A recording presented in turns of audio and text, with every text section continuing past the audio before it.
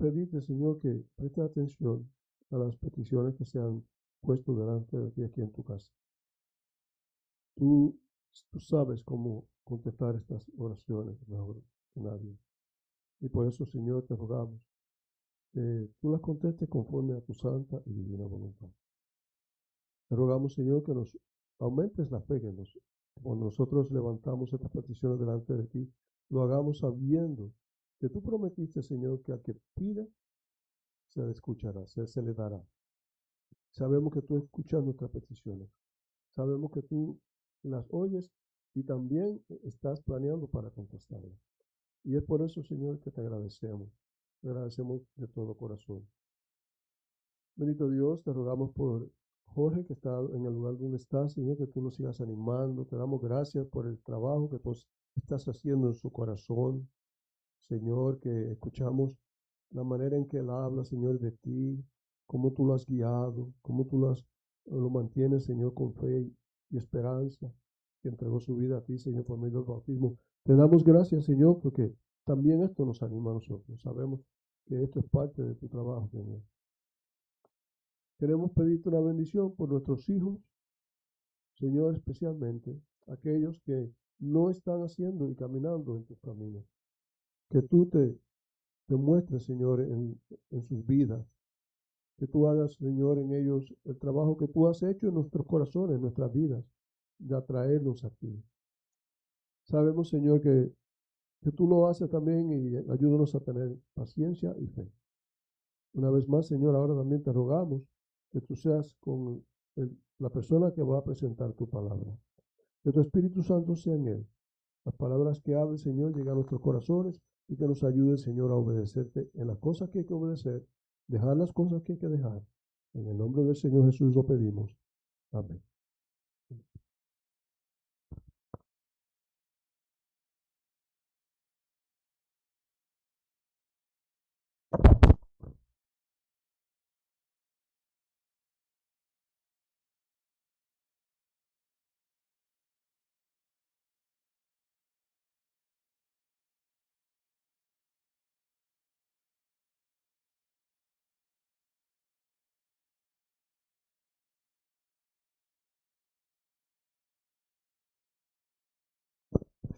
Ok, mis hermanos.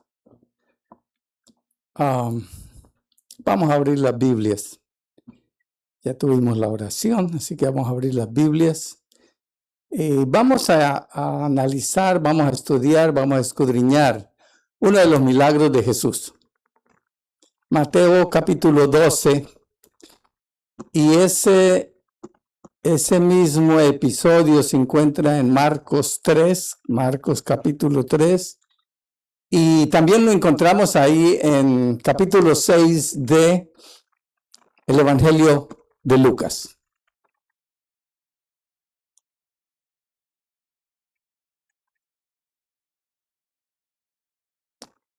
Vamos a leer vamos a estar tocando de los 13.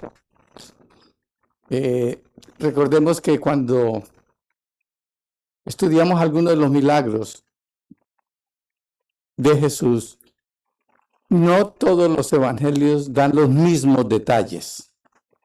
Algunos dan un detalle, otros dan otro. Y es importante estudiarlo o analizarlo con los diferentes detalles de cada uno y así sacamos lecciones. Ok, vamos a leer. Vamos a empezar leyendo Mateo capítulo 12, versículos 9 al 14. Y esta es la historia de uno de los milagros de Jesús en sábado en una sinagoga de un individuo que tiene una mano seca. Dice la palabra del Señor. Pasando de allí, vino a la sinagoga de ellos. Y aquí había allí uno que tenía una mano seca. Y preguntaron a Jesús para poder acusarle: ¿es lícito sanar en día de reposo? Y él les dijo: ¿qué hombre habrá de vosotros que tenga una oveja y si ésta cayere en un hoyo en día de reposo, no le echa mano y le levanta? Pues ¿cuánto más vale un hombre que una oveja? Por consiguiente, es lícito hacer el bien en los días de reposo. Entonces dijo a aquel hombre, extiende tu mano.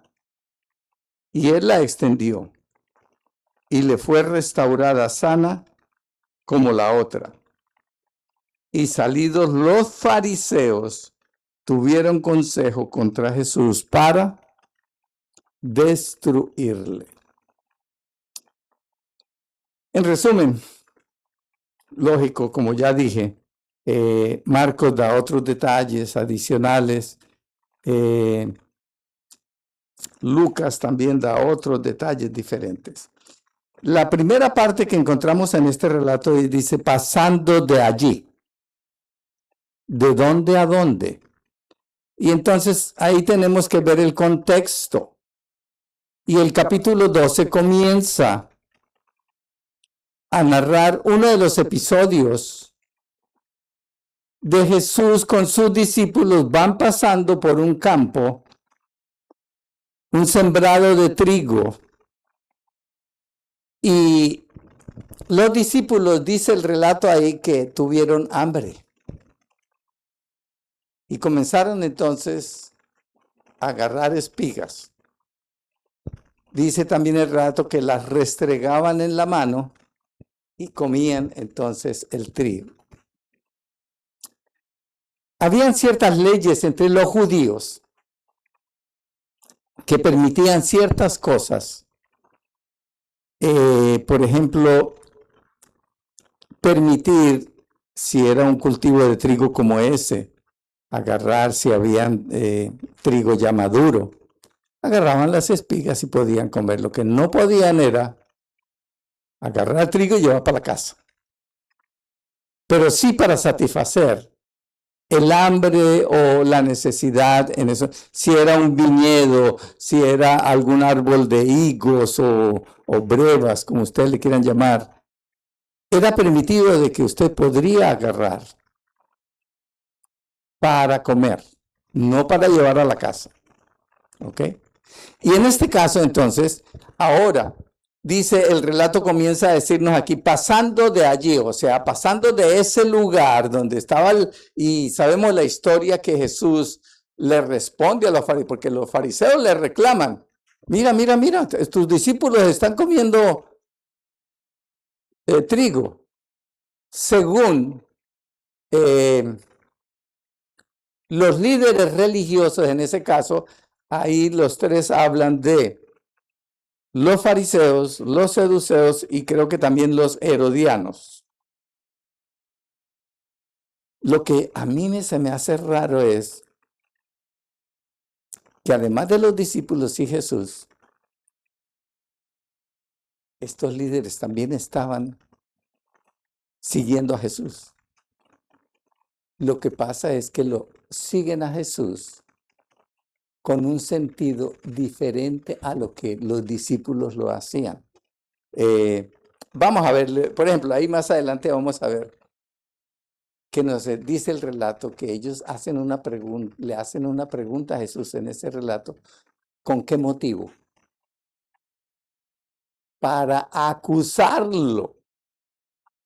Entonces a ellos les molestaba que Jesús no tuviera en cuenta las leyes que ellos se habían inventado y que en la Mishnah y otros libros que ellos habían inventado, solamente para el sábado, ellos tenían más de 600 leyes.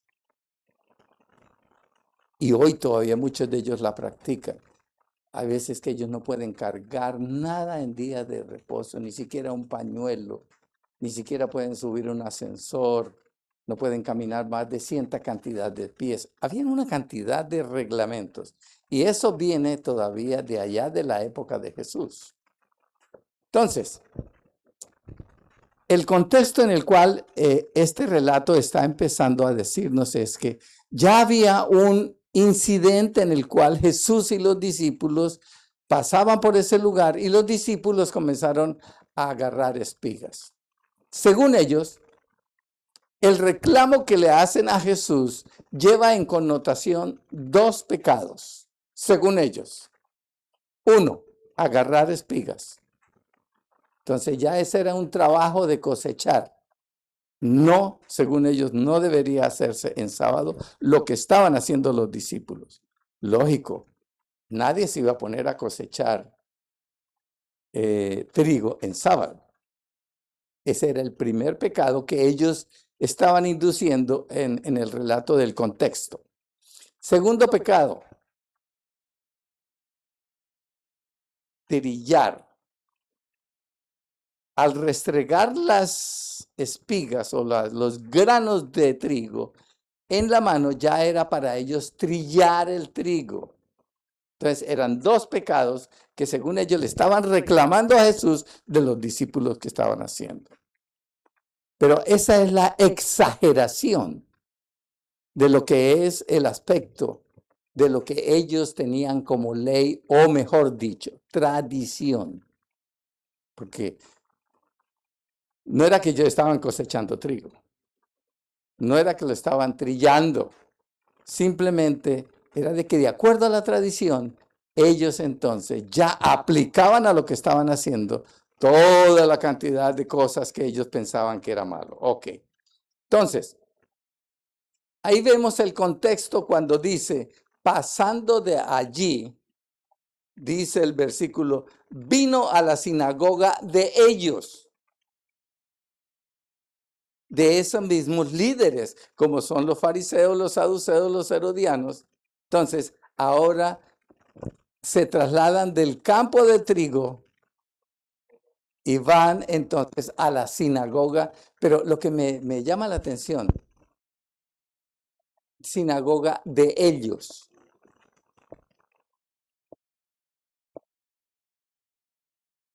O sea, ellos como que eran los dueños, ellos la habían fabricado, ellos y la tenían controlada. Y otro aspecto es de que esos líderes tenían cierta particularidad, que cuando veían a Jesús entrar a una sinagoga, se ponían muy nerviosos, muy temerosos, muy a la expectativa. ¿Por qué?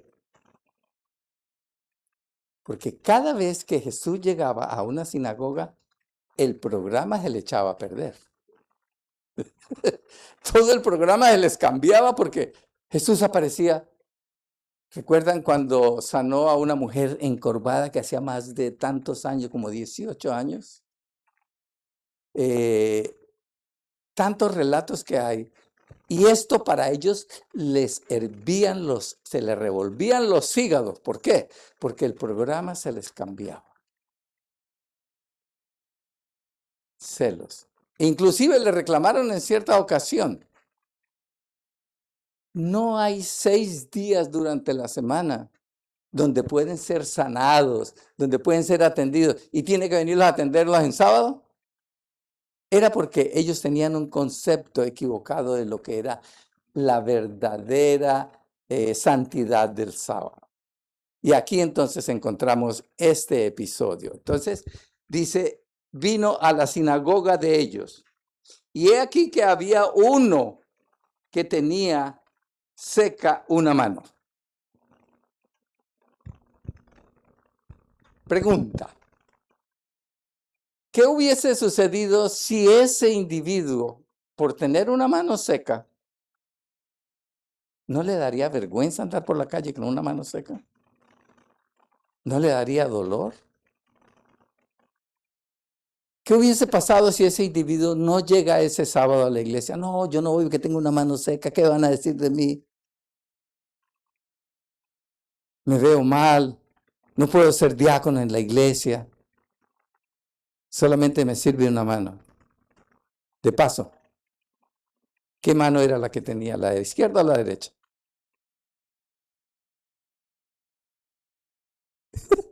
A la deriva. Lucas dice que era la derecha. Sí. Entonces, aquí una importancia de lo que es, al igual que los otros relatos, esa mujer jorobada, todo el mundo tendría que verla, ay, pobre mujer, o al menos decir, ay, qué lástima, esa mujer cómo estará sufriendo. Pero eso no le impedía a ella ni a este hombre estar en la sinagoga. Y justamente de ahí la importancia de nosotros siempre estar en todos los servicios. Nosotros no sabemos cuándo el Señor va a hacer un milagro en nuestras vidas. ¿Sí o no? Entonces, es importante y así como lo dice, exacto, así como lo dice en otros pasajes, que no tengamos esa costumbre como algunos la tienen de no asistir a la iglesia. Esto nos enseña de que debemos siempre estar en las reuniones. Dios puede hacer un milagro en tu vida o en mi vida. Y de esa manera Dios puede derramar bendiciones sobre nosotros. Sigamos leyendo. Y le preguntaron a Jesús. Le hacen la pregunta a Jesús. Ahora, si leemos en los otros pasajes de Marcos y de Lucas, parece que no son los líderes los que hacen la pregunta, es Jesús quien hace la pregunta, creo que en Marcos y en Lucas. Pero aquí le hacen la pregunta y es justamente por eso de que Mateo nos viene diciendo acerca de lo que había acontecido en el camino a la sinagoga, pienso yo, del contexto de lo que fue lo del trigo. Y entonces le preguntaron a Jesús, dice, para poder acusarle. Entonces, la intención ya iba en la mente de ellos, de que ellos querían era que Jesús respondiera, no para beneficio en este caso, del hombre de la mano seca, sino para poder acusarle, porque no encontraban la forma de, este tipo tenemos que pararlo, nos está haciendo daño. Todo el mundo va tras él y nosotros, ¿qué? Nosotros somos los líderes. Exacto. Entonces ellos estaban molestos.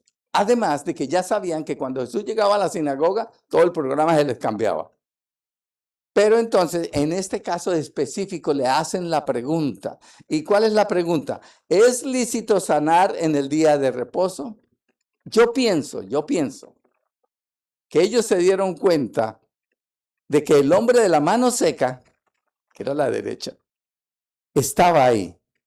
Y ellos miraron, entró Jesús, miraron al hombre. Aquí va a ser el asunto. Y entonces le hacen la pregunta, ¿es lícito sanar en día de reposo? Pero ya ellos llevaban en la mente cuál era el propósito de hacer la pregunta. Y él les dijo, él les responde, dice, ¿qué hombre habrá de vosotros que tenga una oveja? Y si ésta cayere en un hoyo en día de reposo, ¿no le eche mano y le levante? Pues ¿cuánto más vale un hombre que una oveja? Entonces, aquí el Señor Jesús les está llevando la mente, sacándola de donde ellos la tienen, que es para acusar. Y le hace una comparación. Ustedes mismos en el campo. Recuerda que acababan de pasar por un sembrado de trigo. Dice, alguien que tiene ovejas, si se cae en un hoyo, va para la iglesia, no para y saca la oveja.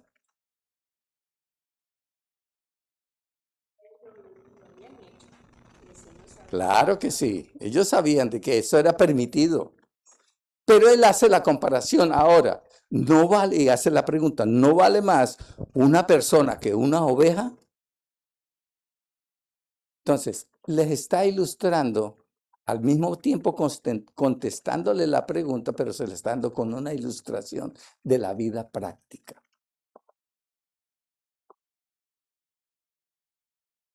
Escuché una historia de un hermano adventista, ya de edad. Van para la iglesia. Y en el camino se encuentra que su vecino, que lo hayan invitado, pero muchas veces a la iglesia, pero de lejitos, sí, nunca ha llegado. Cuando lo encuentran, se dan cuenta y pararon delante de él y todo. Y le preguntaron qué le pasaba, ¿no? Que el carro se le había echado a perder.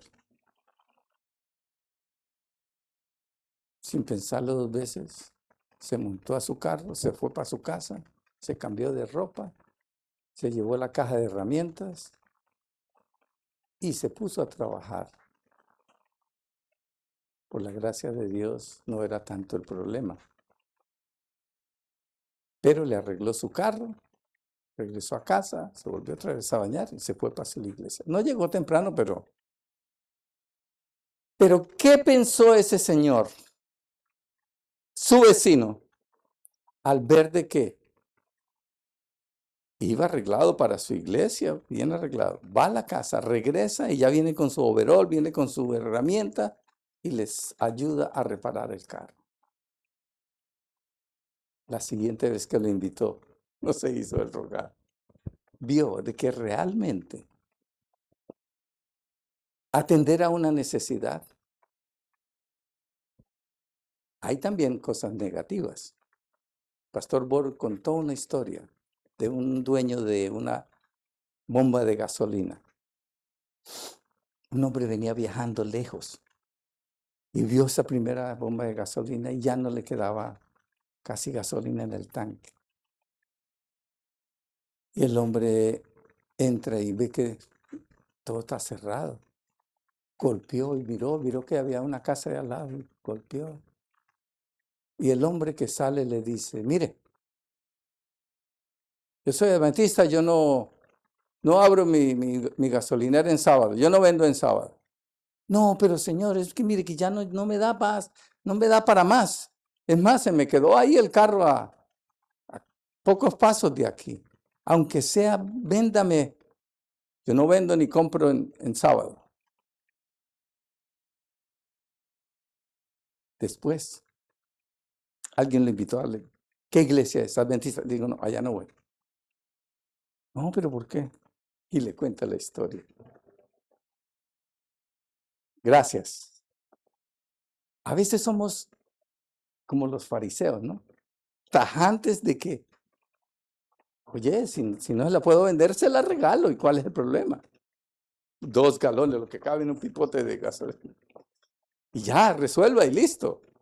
Pero a veces somos como los fariseos, ¿verdad?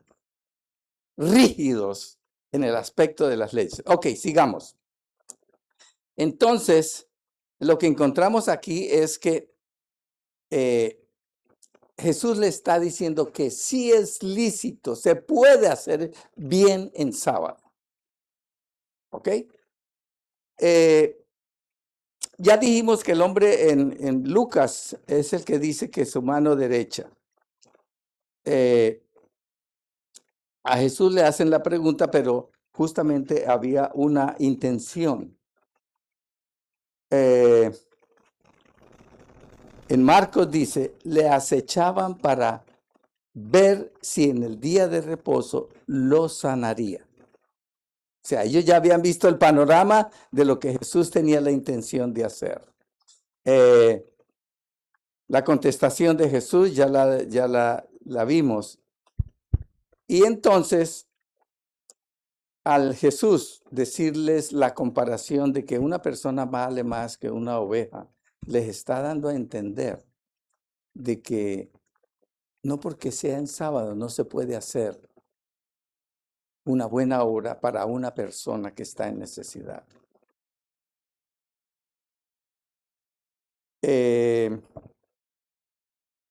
Vayamos ahora, después de que Jesús dice eso, les da la razón. Interesante. Jesús llama al individuo. Quiero que cada uno piense que ese individuo no es el personaje central de la historia. Es Jesús.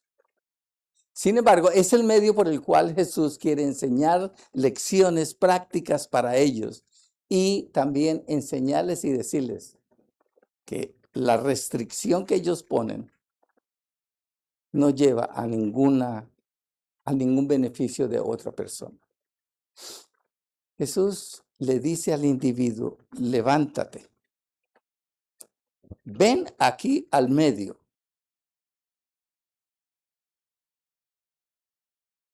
¿Sabía el hombre de que Jesús iba a hacer algo por él? Posiblemente no. Pero ¿cómo se sentiría usted de que, le diga, como el hermano César está en la última, venga, póngase aquí? La primera pregunta, ¿y para qué? Pero el hombre en el relato nos dice que él no hizo preguntas. Pero yo supongo que él se sintió medio incómodo. ¿Qué va a pasar? Además, yo tengo una mano seca que si me va a pedir que haga algo, solamente me queda a la izquierda y que la izquierda no la sé manejar bien. Pero el hombre lo hizo. Se levantó y vino al frente, frente de todos en la sinagoga. Y Jesús le da la orden. Extiende tu mano. Y el hombre dice que la extendió. ¡Wow! Yo pienso que él fue el primer sorprendido. Porque yo pienso que él no estaba pensando en que Jesús iba a hacer ese milagro. Pero ahora, ¡wow! Podía mover las dos manos. Ahora, ¿qué pensó la gente que estaba viendo ese milagro?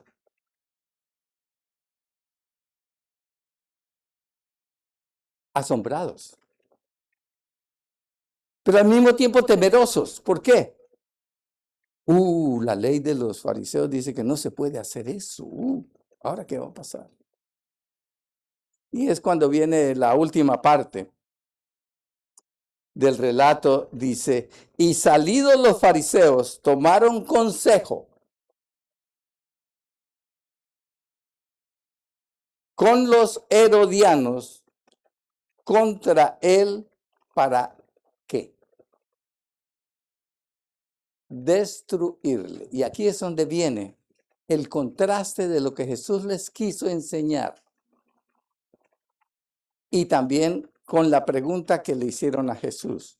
¿Es lícito hacer bien en sábado? Sin embargo, nosotros cuando vemos los otros relatos,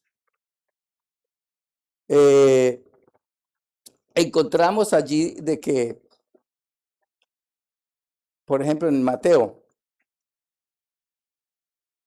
él les dijo, es Jesús ahora el que está, según Marcos, es el que está diciendo, ¿es lícito en los días de reposo hacer bien o hacer mal? ¿Salvar la vida o quitarla? O sea, Jesús en su pregunta, cuando él hace la pregunta, en el caso de Marcos y Lucas, él hace la pregunta a diferencia de cómo está en Mateo. Dice, en los días de reposo, hacer bien o hacer mal, pero él añade, salvar vida o quitarla. Cuando vemos al final la actitud de los fariseos, dice que ellos se reunieron en consejo.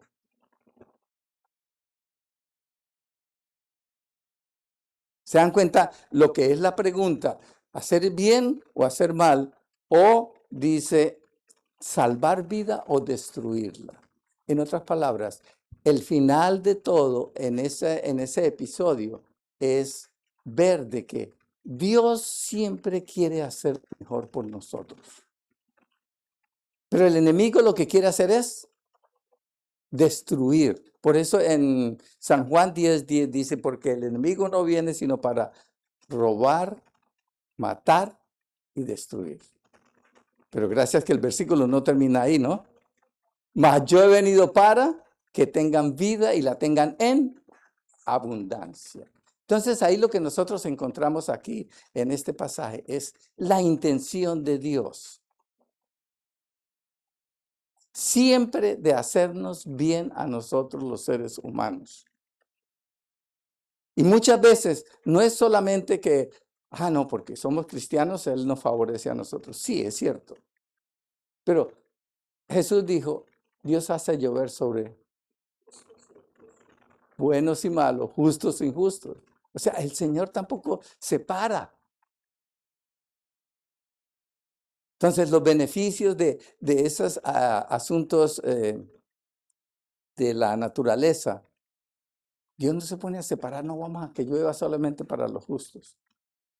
No, la intención de Dios es siempre hacer bien a nosotros los seres humanos. Lo único que tenemos que, ay, gracias, Señor. Ser agradecidos con el Señor, porque Él siempre tiene cosas buenas para nosotros.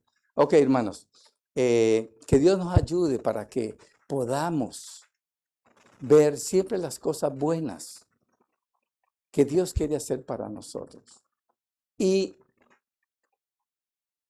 le digo porque a mí me pasa a veces, ay, Señor, pero ¿por qué tú permitiste que esto me esté pasando a mí?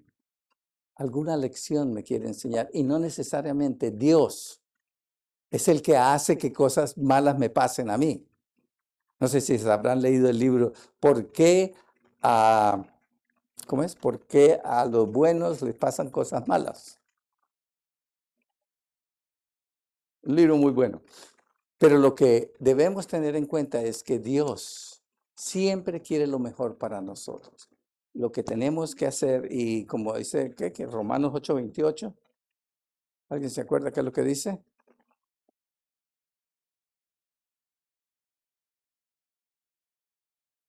No nos acordamos, ¿verdad? Todas las cosas son para bien. Y ahí no está excluyendo. Cuando dice todas las cosas, son todas las cosas, las buenas y las malas. Ok, cantemos el himno 270. Meditar en Jesús.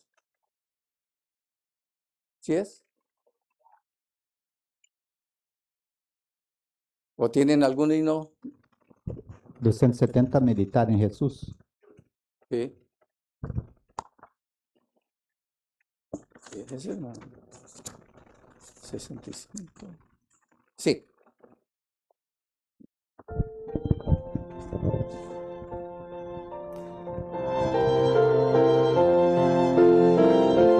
Meditar, consultar, predicar, imitar. Otro sermón. Meditar en Jesús es ser mi afán, me amo siendo yo un pecador. Él ganó para mí la diadema celestial, en la cruz demostróme su amor. Ven, ven, buen Jesús, mora en mi corazón, lléname de santidad, pues contigo deseo andar. Consultar a Jesús ha de ser mi afán, y Jesús me dará su clara luz. Sin Jesús y por mí nada quiero practicar, mis acciones inspire Jesús. Ven, ven, buen Jesús, mora en mi corazón, lléname de santidad, pues contigo deseo andar. Predicar a Jesús ha de ser mi afán, y Jesús me dará fuerza y poder. Sin Jesús y su amor vano fuera trabajar, de Jesús en la cruz hablaré. Ven, ven, ven Jesús, mora en mi corazón, lléname de santidad, pues pues contigo deseo andar. Imitar a Jesús ha de ser mi afán, en Jesús quiero mi modelo ver. Sin mirar a Jesús nada bueno puedo hacer, mas fijándome en él todo es bien. Ven, ven, buen Jesús, mora en mi corazón, lléname de santidad, pues contigo deseo andar.